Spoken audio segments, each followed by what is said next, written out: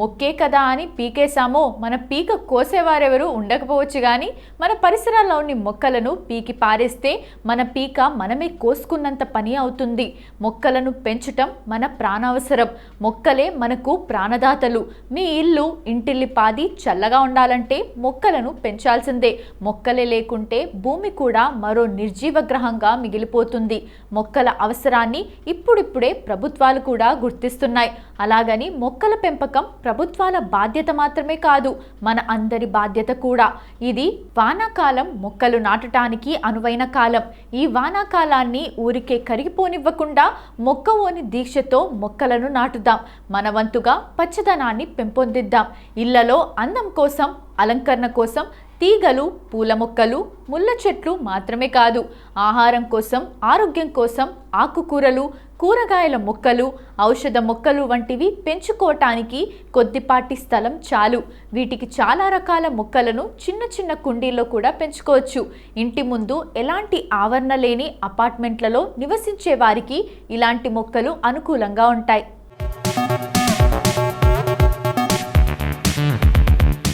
మొక్కలపై ఆసక్తి ఉంటే అపార్ట్మెంట్ వాసులు కుండీల్లో బోన్సాయి వృక్షాలను పెంచుకోవచ్చు. వీటిలో పండ్లు, కాయలు కాసే రకాలు కూడా దొరుకుతాయి. ఇంటి ముందు కొంచెం విశాలమైన ఆవరణ ఉన్నట్లయితే నీడనిచ్చే రకరకాల చెట్లు పెంచుకోవచ్చు. నీడతో పాటు పండ్లు, కాయలు ఇచ్చే చెట్లు కూడా పెంచుకోవచ్చు. తీగ మొక్కలతో పందిరి వేసుకోవచ్చు. ఇళ్లలో మొక్కలు పెంచుకోవటం ఏమంత కష్టమైన పని కాదు, ఖర్చుతో కూడిన పని కూడా కాదు. వాటి పెంపకానికి ఖర్చుతో కూడిన రసాయన ఎరువుల వంటివేవి వాడాల్సిన పని లేదు. ఇంట్లో వాడి పారేసిన కూరగాయల తొక్కలు, కాఫీ పొడి, టీ పొడినే ఎరువుగా కాస్త తీరిక చేసుకొని మొక్కలను పెంచితే వాటితో వచ్చే ఆనందమే వేరు.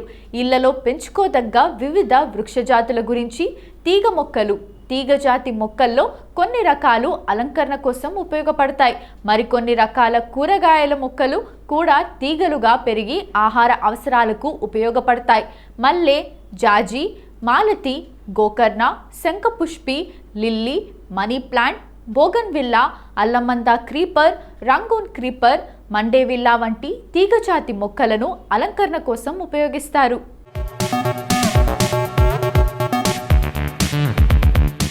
మనీ ప్లాంట్లోని వివిధ రకాల తీగ మొక్కలకు పూలు పూయవు. అయితే చాలా వరకు తీగ మొక్కలకు అందమైన పూలు పూస్తాయి.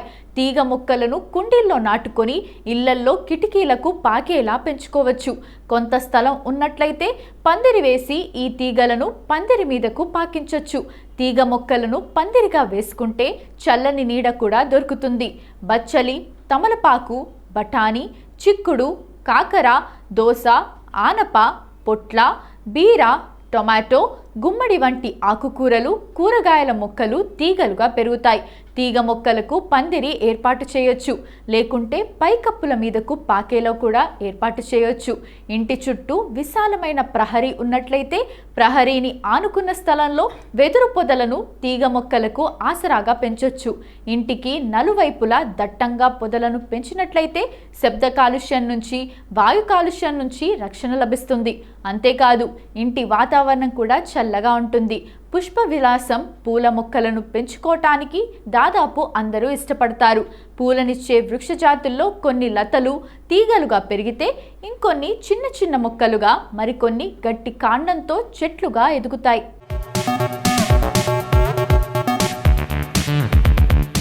చిన్న చిన్న మొక్కలుగా ఎదిగే వాటిని కుండీల్లో పెంచుకోవచ్చు.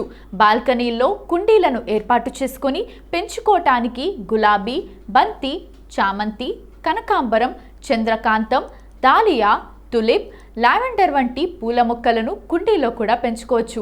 ఇంటి ఆవరణలో ఆరుబయట స్థలంలో కూడా వీటిని పెంచుకోవచ్చు.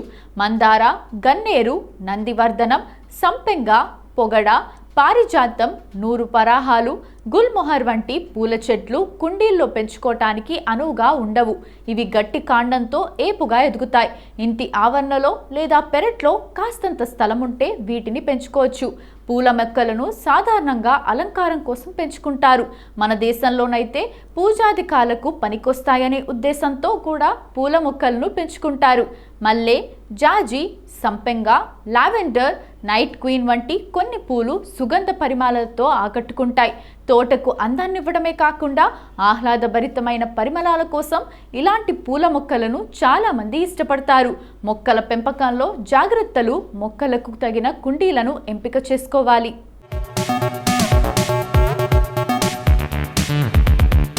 కుండీల్లో నీరు నిల్వ ఉండిపోకుండా ఉండేందుకు వాటి అడుగున చిన్న చిన్న రంధ్రాలు ఉండాలి. కుండీల్లో పెంచుకునే మొక్కలు అడ్డదిడ్డంగా ఎదిగిపోకుండా వాటిని అప్పుడప్పుడు కత్తిరిస్తూ ఉండాలి. వాటికి కాస్త ఎండ సోకే ప్రదేశంలో ఉంచాలి. మొక్కలకు అవసరం మేరకు తగుమాత్రంగా నీరు పోస్తూ ఉండాలి. వాటికి పోషకాలను అందించేందుకు సేంద్రియ ఎరువులను వాడవచ్చు. వంటింటి సేంద్రియ వ్యర్థాలను మొక్కల కుండీల్లో నేరుగా వేయకూడదు. వాటిని ఒక కుండీలో నింపి నేలలో తవ్విన గొయ్యిలో వేసి కంపోస్ట్గా మార్చాలి. ఆ తర్వాతే మొక్కలకు వేయాలి. పెరటి మొక్కల పెంపకంలోనూ దాదాపు ఇవే పద్ధతులు పాటిస్తే సరిపోతుంది. మొక్కల వద్ద నీరు ఎక్కువగా నిల్వ చేరకుండా చూసుకుంటూ ఉండాలి. మట్టిని గుల్లగా తవ్వుకొని సేంద్రియ ఎరువు కలిపిన తర్వాత మొక్కలు నాటుకుంటే అవి బాగా ఎదుగుతాయి. ఇళ్లల్లో చెట్లు ఉంటే భూమి మీద దాదాపు 80,000కు పైగా వృక్షజాతులు మన ఆహార అవసరాలకు ఉపయోగపడగలవు. అయితే వీటిలో 30% వృక్షజాతులను మాత్రమే మనుషులు ఆహార అవసరాల కోసం ఉపయోగించుకుంటున్నారు. ఇవి కాకుండా భూమి మీద 70,000 రకాల ఔషధ మొక్కలు ఉన్నాయి. ప్రపంచంలోనే అతి పురాతనమైన చెట్టు మెతుసెలా కాలిఫోర్నియాలో ఉన్న ఈ చెట్టు వయసు 4,848 సంవత్సరాలు.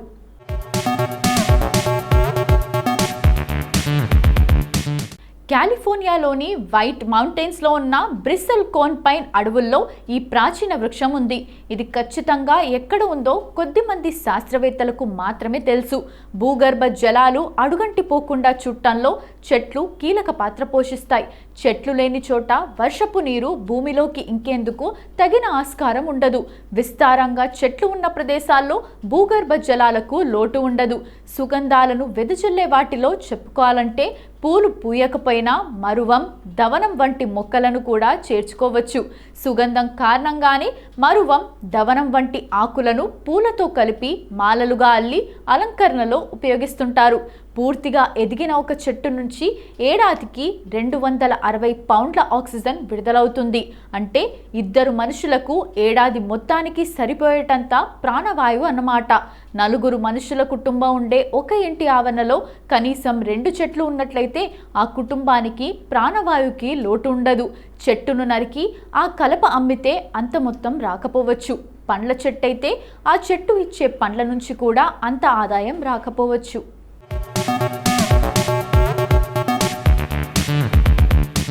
ఇప్పటి వరకు ఇంట్లో పెరిగే మొక్కల ప్రశంస దినోత్సవం గురించి మనకు తెలియని కొన్ని ఆసక్తికరమైన నిజాలు తెలుసుకున్నాం కదా.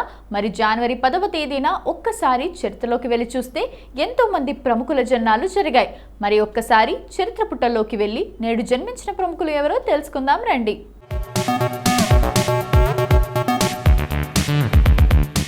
హృతిక్ రోషన్ జనవరి 10న 52వ ఏట అడుగుపెట్టనున్నాడు. అతను ఫీల్డ్లోకి వచ్చి 24 ఏళ్లు గడిచిపోయాయి. కహోనా ప్యార్ హై విడుదలైనప్పుడు హృతిక్ కాబోయే సూపర్ హీరో అని అందరూ అనుకున్నారు. అంటే సల్మాన్ ఖాన్, షారుఖ్ ఖాన్, అమీర్ ఖాన్ల కంటే పెద్ద స్టార్ అయ్యి ఇండస్ట్రీ నెంబర్ 1 అవుతాడని భావించారు. కానీ అలా జరగలేదు. అలా జరగకుండా కూడా ఉండలేదు. హృతిక్ పెద్ద స్టార్గా ఉన్నప్పటికీ టాప్ 5లో ఒకటిగా మాత్రమే నిలిచాడు. రణ్వీర్ సింగ్, రణ్బీర్ కపూర్ లాంటి ఈ తరం హీరోలు ఉన్న హృతిక్ సినిమా ఓపెనింగ్స్ భారీగా ఉంటాయి. తన కెరీర్లో నటనను, యాక్షన్ను భలే చేసుకుంటూ లేడీ ఫ్యాన్స్తో పాటు యూత్ను కూడా తనను ఫాలో అయ్యేలా చేసుకున్నాడు. కోయి మిల్ గయాతో పిల్లల్ని, ధూమ్ 2, జోధా అక్బర్, జిందగీ నా మిలేగి దొబారా సినిమాలు హృతిక్ భుజాలు ఎంత విశాలమైనవో, అవి ఎంతెంత పెద్ద సినిమాలు మోయగలవో నిరూపించాయి. అన్నిటికంటే విశేషం ఏంటంటే క్రిష్ పేరుతో హృతిక్ రోషన్ ఒక ఇండియన్ సూపర్ హీరోను ఇవ్వటం. కోయి మిల్ గయాతో మొదలైన ఈ ఫ్రాంచైజ్ క్రిష్ 2, క్రిష్ 3 సినిమాల ఘన విజయంతో కొనసాగింది. దుర్మార్గులను, దుష్టులను తన సూపర్ పవర్స్తో సంహరించే క్రిష్గా హృతిక్ రోషన్ పెద్ద ఇమేజ్ని తెచ్చుకున్నాడు. తండ్రి రాకేష్ రోషన్ ఈ సినిమాలకు రూపకల్పన చేసి కొడుకు కెరీర్కు పెద్ద సాయం చేశాడు. 2021లో క్రిష్ 4 ఇస్తానని వాగ్దానం చేశాడు రాకేష్ రోషన్. అభిమానుల డిమాండ్ మేరకు క్రిష్ 4 తీస్తున్నాం అని కొంతకాలంగా రాకేష్ చెబుతూ ఉన్నాడు. ప్రస్తుతం హృతిక్ రోషన్ ఈ ఒక్క సినిమా కోసం పనిచేస్తున్నాడనే చెప్పాలి. 2019లో హృతిక్ నటించిన సూపర్ 30 వార్ సినిమాలు సూపర్ డూపర్ హిట్ అయ్యాయి. ఇక హృతిక్ రోషన్ వ్యక్తిగత జీవితం కూడా మెల్లిమెల్లిగా గాడిలో పడుతోంది. భార్య సుషానే ఖాన్తో 2014లో విడాకులు తీసుకోవటం హృతిక్ను మానసికంగా బాగా దెబ్బతీసింది. ఇద్దరు కొడుకులతో ఆమె వెళ్ళిపోయింది. హృతిక్ రోషన్ జూనియర్ ఎన్టీఆర్ కలిసి వార్ 2లో నటించారు.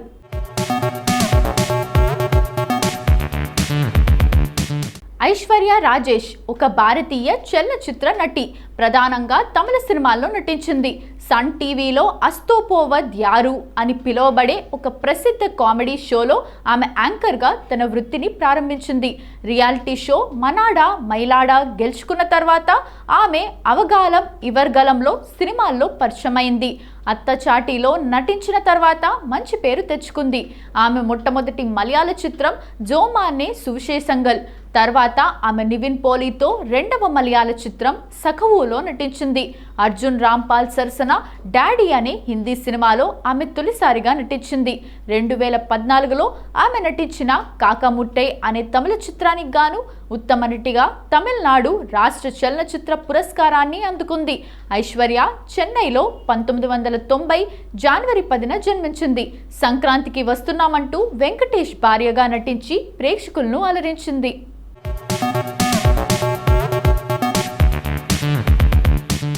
టాలీవుడ్లో వన్ ఆఫ్ ది సక్సెస్ఫుల్ ప్రొడ్యూసర్స్లలో తనకంటూ ప్రత్యేక గుర్తింపు తెచ్చుకున్నారు. ప్రముఖ హాస్య నటుడు అల్లు రామలింగయ్య కుమారుడిగా కొన్ని సినిమాల్లో చిన్న చిన్న పాత్రలు చేసిన అల్లు అరవింద్ 1974లో గీతా ఆర్ట్స్ బ్యానర్ స్థాపించి నిర్మాత అయ్యారు. ఎన్నో సూపర్ హిట్ చిత్రాలను నిర్మించిన అల్లు అరవింద్ 1949 జనవరి 10న అల్లు రామలింగయ్య కనకరత్నం దంపతులకు జన్మించారు. ఇక అల్లు అరవింద్ తన తొలి సినిమాను దాసరి నారాయణరావు దర్శకత్వంలో బంట్రోతు భార్య సినిమాను నిర్మించి సక్సెస్ సాధించారు. ఆ తర్వాత మళ్ళీ దాసరి దర్శకత్వంలో దేవుడు దిగివస్తే సినిమాను నిర్మించారు. ఆ తర్వాత రావు గోపాలరావు ప్రధాన పాత్రలో మా ఊళ్ళో మహాశివుడు అనే సోషియో ఫ్యాంటసీ సినిమాను రూపొందించి మంచి సక్సెస్ అందుకున్నారు. తొలి 3 సినిమాలను వేరే వాళ్ళతో నిర్మించిన అల్లు అరవింద్ తొలిసారి తన చెల్లెలు భర్త అయిన చిరంజీవితో శుభలేఖ చిత్రాన్ని మరో నిర్మాత వివి శాస్త్రితో కలిసి ప్రశాంతి క్రియేషన్స్ బ్యానర్లో తెరకెక్కించాడు.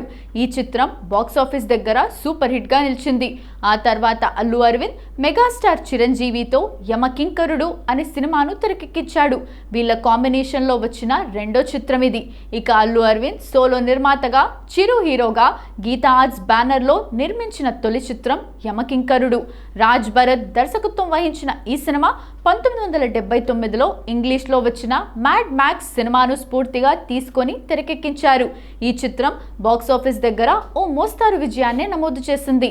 ఆ తర్వాత చిరంజీవితో వరుసగా హీరో, విజేత, ఆరాధన, పసివాడి ప్రాణం, అత్తకు యముడు అమ్మాయికి మొగుడు, మెకానిక్ అల్లుడు, మాస్టర్, డాడీ, అందరివాడు వంటి చిత్రాలను నిర్మించారు. ఇందులో చాలా చిత్రాలు బాక్సాఫీస్ దగ్గర సూపర్ హిట్గా నిలిచాయి. మొత్తంగా తన బావ చిరంజీవి హీరోగా, అల్లు అరవింద్ నిర్మాతగా 17 చిత్రాలు తెరకెక్కగా అందులో 16 చిత్రాల్లో చిరంజీవి హీరోగా నటించారు. ఒక చిత్రం మగధీరాలో చిరు అతిథి పాత్రలో మెరిశారు. చిరంజీవి హీరోగా 16 చిత్రాల్లో 12 చిత్రాలు గీతా ఆర్ట్స్ బ్యానర్లో తెరకెక్కాయి. మగధీరాతో కలిపితే 13 చిత్రాలు అవుతాయి.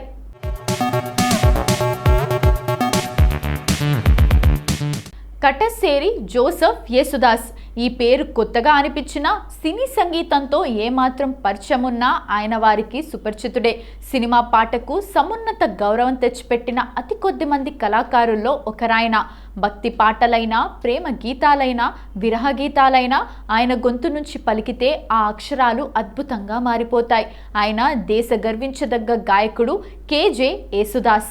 దాదాపు 5 దశాబ్దాల పాటు స్వర ప్రయాణం కొనసాగుతున్న జె యేసుదాస్ మాతృభాష మలయాళంతో పాటు తెలుగు, తమిళ, హిందీ, కన్నడ, ఒరియా, బెంగాలీ లాంటి దేశ భాషలతో పాటు అరబిక్, ఇంగ్లీష్, లాటిన్, రష్యన్ భాషల్లో కలిపి దాదాపు 80,000 పాటలు పాడారు. వీటిలో సినీ గీతాలతో పాటు ప్రైవేట్ ఆల్బమ్స్ కూడా ఎన్నో ఉన్నాయి. శబరిమల క్షేత్రంలో అయ్యప్ప పవలింపు సేవ సందర్భంగా యేసుదాస్ ఆలపించిన హరివరాసనం పాటను వినిపిస్తారు. సంగీత ప్రపంచానికి ఆయన చేసిన సేవలకు గాను ఏకంగా 8 జాతీయ పురస్కారాలు ఆయన్ను వరించాయి. పద్మశ్రీ, పద్మభూషణ్, పద్మవిభూషణ్ లాంటి అవార్డులు ఆయన కీర్తి కిరీటంలో చేరి మరింత గౌరవాన్ని పొందాయి. కేజే యేసుదాస్ 1940 జనవరి 10న కేరళలోని కొచ్చిలో ఓ క్యాథలిక్ కుటుంబానికి చెందిన అగస్టిన్ జోసెఫ్, ఎలిజబెత్ జోసెఫ్ దంపతులకు జన్మించాడు.